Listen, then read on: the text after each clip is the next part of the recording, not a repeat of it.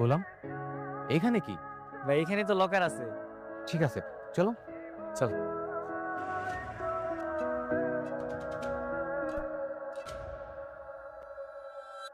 কি ব্যাপার ওনারা? গোলাম, তুমি লকারটা দেখাই দাও, এরা তোমাকে কিচ্ছু করবে না। কি ব্যাপার? রাইত অনেক হয়েছে, আপনারা এনে কি চান? জান তো হোটেল বন্ধ। চুপ, একদম চুপ। কারিম চাচা, আপনি ভয় পেন না, আমি গোলাম, চিনছেন আমারে? আরে গোলাম তুই? লকার কোথায়? লকার লকার আমি দিতেছি।